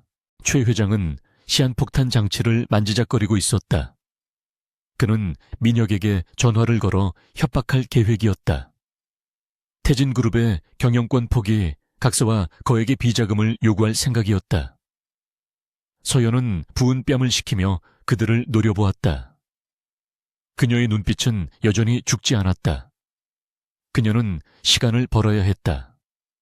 민혁이 올 때까지 버텨야 했다. 서연은 입에 물린 재갈을 뱉어내려 애썼다. 최윤아가 다가와 그녀의 머리채를 잡았다. 왜 살려달라고 빌고 싶어? 최윤아가 비웃었다. 서연은 간신히 입을 열었다. 너희는 끝났어. 민혁 씨는 너희가 생각하는 것보다 훨씬 무서운 사람이야. 지금이라도 도망치는 게 좋을걸. 그녀의 도발에 최윤아는 분노하여 다시 손을 치켜들었다. 그때 공장 밖에서 헬기의 프로펠러 소리가 들려오기 시작했다. 거대한 바람소리가 공장 지붕을 흔들었다. 최 회장의 얼굴이 사색이 되었다. 벌써 왔을 리가 없는데. 창문 밖으로 서치라이트 불빛이 강렬하게 비쳤다. 확성기를 통해 민혁의 목소리가 지옥의 사자처럼 울려 퍼졌다. 전원 포위되었다. 무기를 버리고 나오면 목숨만은 살려주겠다. 하지만 최 회장은 포기하지 않았다. 그는 폭탄의 타이머를 작동시켰다. 붉은 숫자가 카운트다운을 시작했다. 10분. 그는 서연을 인질로 삼아 탈출할 생각이었다. 그는 부하들에게 전투태세를 갖추라고 소리쳤다. 공장 안은 순식간에 아수라장이 되었다. 서연은 폭탄의 숫자를 바라보며 침을 삼켰다. 죽음의 그림자가 턱 밑까지 차올랐다. 민혁은 차에서 내려 무정의에 대고 명령했다. 돌입한다. 단 인질의 안전이 최우선이다. 저항하는 자는 사살해도 좋다. 그의 손에는 자동 소총이 들려 있었다. 그는 망설임 없이 어둠 속으로 뛰어들었다. 사랑하는 여자를 구하기 위해 스스로 악마가 되기를 자처한 남자의 분노가 폭발하기 직전이었다. 폐공장의 거대한 철문이 굉음과 함께 뜯겨나갔다. 강민혁이 이끄는 용병 부대가 연막탄을 터뜨리며 내부로 진입했다. 자욱한 회색 연기가 공장 내부를 순식간에 뒤덮었고 시야가 차단된 납치범들은 당황하여 허공에 총을 난사하기 시작했다. 총구에서 뿜어져 나오는 불꽃들이 어둠 속에서 번쩍였고 탄피가 바닥에 떨어지는 맑은 금소금이 빗발쳤다. 아비규환의 현장 속에서 민혁은 적외선 고글을 통해 목표물을 정확하게 식별하고 움직였다.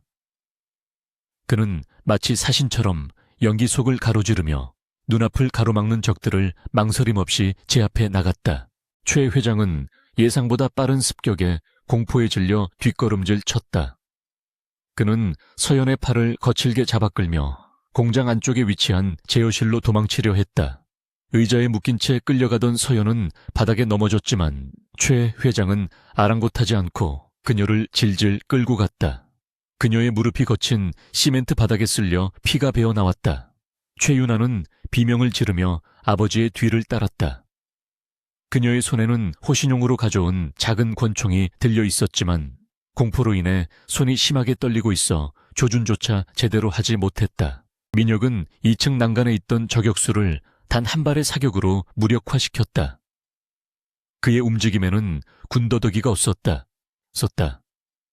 오직 서연을 구해야 한다는 일념 하나가 그의 모든 신경을 지배하고 있었다. 그는 무정의를 통해 부대원들에게 폭탄의 위치를 파악하고 해체반을 투입하라고 지시했다. 폭탄의 타이머는 이제 5분도 채 남지 않은 상황이었다. 1분 1초가 생사를 가르는 긴박한 순간이었다. 민혁은 제어실로 향하는 최 회장 일당을 발견하고 그쪽으로 전력 질주했다. 제어실 문을 걸어 잠근 최 회장은 모니터를 통해 다가오는 민혁을 보며 이를 갈았다. 그는 폭탄의 기폭장치를 손에 꽉 쥐고 있었다. 이판사판이었다. 여기서 잡혀서 감옥에 가느니 차라리 다 같이 죽는 것이 낫다는 미친 생각이 그의 머리를 지배했다. 그는 서연을 일으켜 세워 자신의 앞에 방패처럼 세웠다. 서연의 입가에 흐르는 피와 헝클어진 머리카락을 보며 최 회장은 비열하게 웃었다. 내 남편이 오는 꼴을 잘 보라고 그는 이죽거렸다. 민혁이 제어실 문 앞에 도착했다. 그는 문을 발로 차 부수려 했지만 두꺼운 철문은 꿈쩍도 하지 않았다. 안에서 최 회장의 목소리가 스피커를 통해 들려왔다. 들어오면 바로 버튼을 누르겠다고 협박했다. 민혁은 행동을 멈추었다. 그는 거친 숨을 몰아쉬며 문을 노려보았다. 지금 무리하게 진입했다가는 서연이 위험했다. 그는 잠시 숨을 고르며 냉정을 되찾으려 노력했다. 협상이 필요한 시점이었다. 민혁은 문 너머로 소리쳤다. 원하는 게 뭐냐고 물었다. 돈이든 도주 경로든 다 들어주겠으니 기폭장치에서 손을 떼라고 설득했다. 최 회장은 헬기를 준비하고 스위스 은행 계좌로 1,000억 원을 입금하라고 요구했다. 터무니없는 요구였지만 민혁은 즉시 알겠다고 대답했다. 시간을 벌어야 했다. 그는 뒤따라온 부대원에게 눈짓으로 폭탄 해체 전문가를 문틈으로 투입할 준비를 하라고 지시했다. 그 사이 서연은 등 뒤로 묶인 손목의 매듭을 풀기 위해 안간힘을 쓰고 있었다.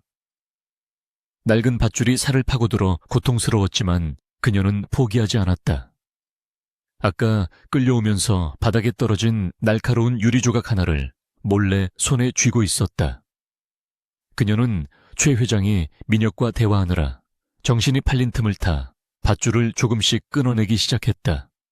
손바닥이 베어 피가 흘렀지만 멈출 수 없었다. 이것이 유일한 탈출구였다. 드디어 밧줄이 느슨해졌다. 서연은 숨을 죽이고 기회를 엿보았다. 최윤아는 구석에 웅크리고 앉아 덜덜 떨고 있었다. 최 회장은 창밖을 내다보며 헬기가 오는지 확인하고 있었다. 바로 지금이었다. 서연은 있는 힘껏 몸을 날려 최 회장의 팔을 들이받았다. 갑작스러운 공격에 최 회장이 비틀거렸고 그 충격으로 손에 들고 있던 기폭장치가 바닥으로 떨어졌다. 장치가 떨어지자마자 서연은 소리쳤다. 지금 들어오라고 외쳤다.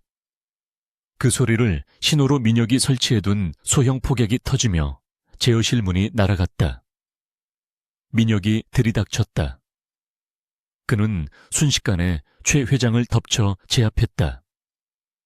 최 회장은 바닥에 처박히며 고통스러운 비명을 질렀다. 민혁은 그의 얼굴을 주먹으로 내리치며 그동안 참아왔던 분노를 터뜨렸다. 하지만 상황은 아직 끝나지 않았다. 구석에 있던 최윤아가 바닥에 떨어진 기폭장치를 향해 기어가고 있었다. 그녀의 눈은 광기로 번들거렸다. 내가 못 가지면 아무도 못 가진다고 중얼거리며 그녀는 장치를 손에 쥐려 했다. 동시에 그녀는 다른 손에 쥐고 있던 권총을 들어 민혁의 등을 겨누었다. 민혁은 최 회장을 제압하느라 무방비 상태였다. 서연이 그 모습을 보았다. 생각할 겨를도 없었다. 그녀의 몸이 본능적으로 움직였다. 그녀는 민혁의 등 뒤로 몸을 날렸다. 탕하는 날카로운 총성이 좁은 제어실 안을 울렸다. 뜨거운 무언가가 서연의 복부를 뚫고 지나갔다. 서연의 몸이 휘청거리며 민혁의 등 위로 무너져 내렸다. 시간은 멈춘 듯 느리게 흘러갔다. 민혁은 등 뒤에서 느껴지는 묵직한 무게감에 고개를 돌렸다. 서연이 하얀 블라우스를 붉게 물들이며 쓰러지고 있었다. 그의 눈동자가 흔들렸다. 서연아 하고 부르는 그의 목소리는 처절하게 갈라졌다. 그는 최 회장을 내팽개치고 쓰러지는 서연을 받아 안았다. 서연의 얼굴은 종잇장처럼 창백해져 가고 있었다. 최윤아는 멍한 표정으로 총을 들고 서 있었다. 자신이 무슨 짓을 저질렀는지 실감이 나지 않는 듯했다. 민혁은 서연을 아는 채 고개를 들어 최윤아를 바라보았다. 그의 눈빛은 인간의 것이 아니었다. 지옥에서 올라온 악귀의 형상이었다. 그는 품에서 권총을 꺼내 최윤아의 다리를 향해 발포했다. 최윤아는 비명을 지르며 쓰러졌다. 민혁은 거기서 멈추지 않았다. 기폭장치를 향해 손을 뻗는 최 회장의 손등을 향해 또다시 방아쇠를 당겼다. 제어실은 순식간에 피비린내 나는 처단장이 되었다. 민혁은 부대원들에게 소리쳤다. 이 쓰레기들을 당장 끌어내라고 했다. 죽게 내버려 두지 말고 살려서 지옥을 맛보게 하라고 명령했다. 폭탄 해체반이 뛰어들어와 시한폭탄을 해체하기 시작했다. 타이머는 30초를 남겨두고 있었다. 붉은 선과 푸른 선 사이에서 식은땀이 흘렀다. 민혁은 서연의 상처를 압박하며 끊임없이 말을 걸었다. 눈 감지 말라고 애원했다. 제발 나를 두고 가지 말라고 울부짖었다. 서연은 희미하게 웃어 보였다. 당신이 무사해서 다행이라고 속삭이는 그녀의 목소리는 모기 소리처럼 작았다. 폭탄 해체가 완료되었다는 신호가 떨어지자마자 민혁은 서연을 안고 밖으로 뛰었다. 대기하고 있던 의료 헬기가 프로펠러를 회전시키고 있었다. 민혁은 헬기에 올라타며 의료진에게 소리쳤다. 살려내라고. 만약 이 여자가 잘못되면 너희들 모두 가만두지 않겠다고 위협 반 애원 반으로 절규했다. 헬기가 이륙하고 서울의 야경이 발 아래로 멀어져 갔다. 서연의 의식은 점차 흐려지고 있었다. 민혁이 자신의 손을 꽉 잡고 있는 것이 느껴졌다. 그의 눈물 한 방울이 그녀의 뺨 위로 떨어졌다. 차가운 남자라고 생각했는데 그가 울고 있었다. 서연은 손을 들어 그의 눈물을 닦아주고 싶었지만 손가락 하나 까딱할 힘이 없었다. 어둠이 그녀를 집어삼키고 있었다. 민혁은 서연의 손을 자신의 뺨에 비비며 오열했다. 내가 널 지키겠다고 했는데 약속을 지키지 못했다고 자책했다. 제발 일어나만 준다면 내 모든 것을 버려도 좋다고 기도했다. 천하의 강민혁이 신 앞에서 무릎을 꿇고 빌고 있었다. 그의 심장은 서연의 미약해져가는 맥박과 함께 찢어지고 있었다.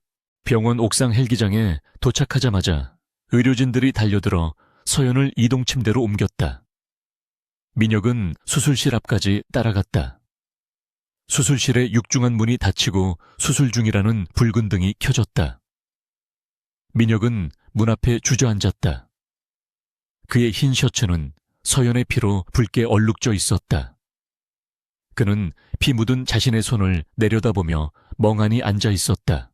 한편 현장에서 체포된 최 회장과 최윤아는 경찰 특공대에 의해 연행되었다. 그들의 몰골은 처참했다. 최윤아는 다리에 총상을 입고 들것에 실려가면서도 발악했다. 현장에 있던 기자들이 그 모습을 생중계했다.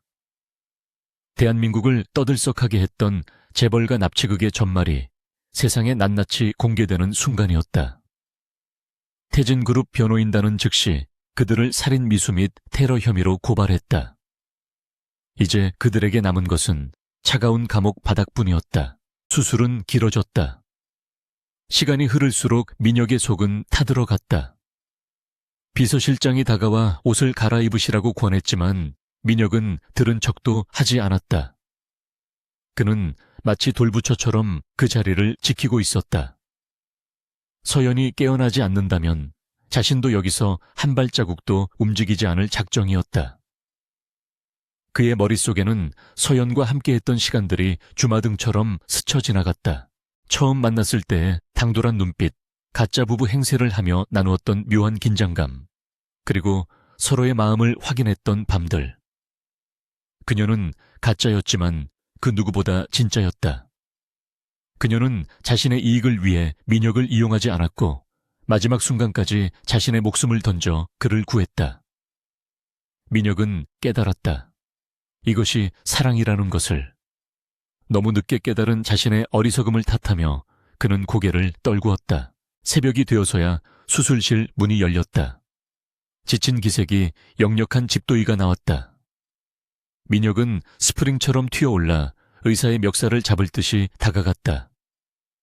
의사는 마스크를 벗으며 긴 한숨을 내쉬었다. 총알이 장기를 스치고 지나갔지만 다행히 급소를 피했다고 말했다. 생명에는 지장이 없지만 출혈이 심해 당분간 경과를 지켜봐야 한다고 설명했다. 민혁은 다리에 힘이 풀려 비틀거렸다. 살았다. 그녀가 살았다. 그는 의사에게 고개를 숙여 감사하다고 말했다. 오만했던 총재 강민혁이 처음으로 타인에게 진심 어린 감사를 표하는 순간이었다. 그는 중환자실로 옮겨진 서연을 보기 위해 발걸음을 옮겼다. 유리창 너머로 산소 호흡기를 낀 채 잠들어 있는 서연이 보였다. 민혁은 유리에 손을 대고 서연을 바라보았다. 수많은 튜브와 전선들이 그녀의 몸에 연결되어 있었다. 그는 맹세했다. 다시는 너를 아프게 하지 않겠다고. 너를 다치게 한 자들은 살아서 지옥을 보게 될 것이며 너에게는 세상에서 가장 행복한 천국을 선물하겠다고 다짐했다. 뉴스에서는 최 회장 일가의 구속 소식이 속보로 전해지고 있었다. 태진그룹은 대성그룹에 대한 적대적 인수합병을 선언했다. 민혁은 서연을 건드린 대가가 얼마나 혹독한지 보여줄 준비를 마쳤다. 그는 비서실장에게 전화를 걸어 지시했다. 최 회장 일가와 관련된 모든 것을 파괴하라고. 그들의 뿌리까지 뽑아버려 다시는 일어서지 못하게 하라고 명령했다. 병실 밖 복되는 아침 햇살이 들어오고 있었다. 길고 길었던 밤이 지나고 새로운 아침이 밝아오고 있었다. 하지만 민혁에게는 아직 아침이 오지 않았다. 서연이 눈을 뜨고 자신을 보며 웃어줄 때까지 그의 시간은 멈춰 있을 것이다. 그는 병실 문을 열고 들어가 서연의 침대 옆에 앉았다. 그리고 그녀의 차가운 손을 잡고 하염없이 그녀의 얼굴을 바라보았다. 소독약 냄새가 희미하게 코끝을 스치고 규칙적인 기계음만이 정적을 채우고 있었다. 한서연은 무거운 눈꺼풀을 들어 올리며 의식을 찾았다. 흐릿한 시야 속에서 가장 먼저 들어온 것은 침대 옆에 엎드려 쪽잠을 자고 있는 강민혁의 모습이었다. 언제나 완벽하게 정돈되어 있던 그의 머리카락은 헝클어져 있었고 턱에는 거뭇한 수염 자국이 남아 있었다. 천하의 강민혁이 이렇게 초라하고 지친 모습으로 자신의 곁을 지키고 있었다는 사실에 서연은 가슴 한구석이 저릿해 왔다. 서여연이 손가락을 미세하게 움직이자 민혁이 감전된 듯 고개를 번쩍 들었다. 충혈된 눈동자가 서연과 마주쳤다. 그는 믿기지 않는다는 표정으로 서연의 얼굴을 어루만졌다. 그의 손은 가늘게 떨리고 있었다. 민혁은 의료진을 부르는 대신 서연의 이름을 나지막이 불렀다. 깨워줘서 고맙다는 그의 목소리는 물기에 젖어 갈라져 있었다. 서연은 산소 마스크 안에서 희미하게 미소를 지어 보였다. 살아있다는 안도감보다 그가 무사하다는 사실이 더 기뻤다. 의료진이 들어와 분주하게 검사를 진행했다. 주치의는 기적적인 회복력이라며 안도했다. 민혁은 그제야 긴장이 풀린 듯 침대 옆 의자에 깊숙이 몸을 기댔다. 그는 서연의 손을 잡고 한시도 놓지 않았다. 서연이 걱정스러운 눈빛으로 할머니의 안부를 묻자 민혁은 안심하라는 듯 고개를 끄덕였다. 할머니는 태진병원 VIP 병동으로 옮겨져 최상의 대우를 받고 있으며 건강도 많이 호전되었다고 전해주었다. 회복 기간 동안 민혁은 회사 일도 제쳐두고 병실에서 진무를 보았다. 뉴스에서는 연일 최 회장 일가의 재판 소식이 흘러나왔다. 그들은 살인 미수와 횡령, 테러 혐의로 중형을 선고받았고 태진그룹은 대성그룹을 흡수 합병하며 재계 서열 1위를 공고히 했다. 서연은 TV 화면 속에 화려한 뉴스를 보며 씁쓸한 기분을 느꼈다. 모든 것이 제자리로 돌아가고 있었다. 악당들은 처벌받았고 왕국은 평화를 되찾았다. 그렇다면 가짜 왕비인 자신은 이제 어디로 가야 하는 것일까? 퇴원 날이 다가올수록 서연의 마음은 무거워졌다. 그녀와 민혁의 계약은 최윤아의 대타를 하는 것이었다. 이제 진짜 최윤아는 감옥에 갔고 대타의 역할도 끝났다. 서연은 민혁이 자신에게 보여준 사랑이 위기 상황에서 피어난 일시적인 감정이 아닐까 두려워했다. 가난하고 가진 것 없는 자신이 대한민국 최고의 재벌 총재 곁에 머무는 것이 과연 옳은 일인지 끊임없이 자문했다. 그녀는 민혁에게 짐이 되고 싶지 않았다. 퇴원 수속을 마친 날 서연은 짐을 챙겼다. 민혁이 잠시 자리를 비운 사이였다. 그녀는 병실 테이블 위에 그동안 받았던 카드와 선물들을 올려두었다. 그리고 짧은 편지 한 통을 남겼다. 그동안 고마웠다는 말과 함께 원래의 자리로 돌아가겠다는 내용이었다. 서연은 눈물을 삼키며 병실을 나섰다. 엘리베이터를 타고 1층 로비로 내려가는 동안 심장이 찢어질 듯 아팠다. 이것이 맞는 선택이라고 스스로를 위로했지만 발걸음은 떨어지지 않았다. 병원 정문을 나서자마자 검은색 세단 한 대가 서연의 앞을 가로막았다. 뒷좌석 문이 열리고 민혁이 걸어 나왔다.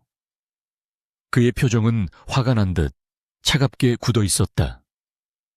그는 서연의 손에 들린 가방을 낚아채 바닥에 던져버렸다. 그리고 서연의 손목을 거칠게 잡았다. 어디를 가냐고 묻는 그의 목소리에는 분노와 두려움이 섞여 있었다. 그는 그녀가 도망치려 했다는 사실을 견딜 수 없어 했다. 서연은 떨리는 목소리로 말했다. 계약은 끝났다고 했다. 더 이상 당신 옆에 있을 명분이 없다고.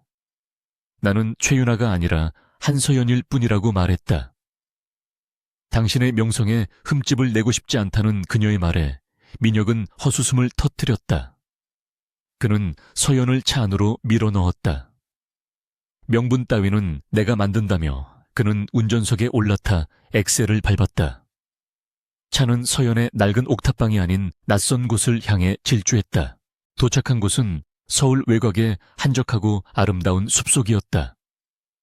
그곳에는 현대적인 감각으로 지어진 갤러리 같은 저택이 자리 잡고 있었다. 민혁은 서연을 데리고 건물 안으로 들어갔다. 1층은 넓은 전시실이었고 2층은 전문적인 장비를 갖춘 미술품 복원 작업실이었다. 서연은 눈이 휘둥그레졌다. 그곳은 그녀가 꿈꾸던 완벽한 작업 공간이었다. 민혁은 서연을 작업실 중앙으로 이끌었다. 그는 창밖으로 보이는 숲을 가리키며 말했다. 이곳은 태진 문화재단의 새로운 본부이자 너의 작업실이라고 했다. 그는 서연에게 서류 봉투 하나를 건넸다. 그 안에는 혼인신고서와 함께 태진 문화재단 이사장 임명장이 들어있었다. 서연은 놀라서 민혁을 쳐다보았다. 민혁은 서연의 어깨를 잡고 진지하게 말했다. 나는 최윤아의 대타가 필요했던 것이 아니라 내 영혼을 채워줄 반려자가 필요했던 것이라고 고백했다. 너는 가짜가 아니라 내 인생에서 만난 유일한 진짜라고 말했다. 그는 주머니에서 반지를 꺼냈다. 지난번 옥상에서 주었던 그 반지였다. 그는 다시 한번 서연의 손가락에 반지를 끼워주며 물었다. 한서연으로서 내 곁에 있어 주겠냐고. 서연의 눈에서 참았던 눈물이 터져 나왔다. 그녀는 고개를 끄덕였다. 도망치고 싶지 않았다. 이 남자를 사랑하고 있었고 그의 곁에서 자신의 꿈을 펼치고 싶었다. 민혁은 서연을 와락 끌어안았다. 두 사람은 작업실의 따스한 햇살 아래서 깊은 입맞춤을 나누었다. 더 이상 계약도 거짓도 없는 온전한 사랑의 시작이었다. 1년 후 태진그룹의 창립 기념 파티장은 수많은 인파로 붐비고 있었다. 정재계의 유력 인사들이 모두 모인 자리였다. 연회장 문이 열리고 강민혁 총재와 한서연 이사장이 팔짱을 끼고 등장했다. 서연은 더 이상 누군가의 대타가 아니었다. 그녀는 자신만의 우아함과 카리스마로 좌중을 압도하는 태진그룹의 안주인이었다. 사람들은 서연을 보며 수근거렸다. 그녀가 무너져가던 문화재단을 되살리고 수많은 국보급 문화재를 복원해낸 실력자라고 칭송했다. 서연은 사람들의 시선에 여유로운 미소로 화답했다. 민혁은 그런 서연을 자랑스럽게 바라보았다. 그는 연단에 올라 마이크를 잡았다. 그리고 공식적인 인사말 대신 옆에 서 있는 서연에게 감사를 표했다. 자신의 가장 든든한 파트너이자 사랑하는 아내에게 이 모든 영광을 돌린다고 말했다. 파티가 무르익을 무렵 두 사람은 테라스로 빠져나왔다. 서울의 야경이 한눈에 들어왔다. 민혁은 서연의 허리를 감싸 안으며 물었다. 행복하냐고. 서연은 민혁의 넥타이를 고쳐 매주며 대답했다. 당신과 함께라면 지옥이라도 행복할 것 같다고 했던 말 기억하냐고. 하지만 지금은 천국에 있는 것 같다고 미소 지었다. 민혁은 서연의 이마에 키스하며 속삭였다. 우리의 이야기는 이제부터 시작이라고. 과거의 아픔과 시련은 두 사람을 더 단단하게 묶어주는 매듭이 되었다. 가난했던 미술품 복원가와 냉혈한 재벌 총재. 전혀 어울릴 것 같지 않았던 두 사람의 만남은 운명을 넘어선 필연이었다. 밤하늘의 별들이 두 사람의 앞날을 축복하듯 밝게 빛나고 있었다.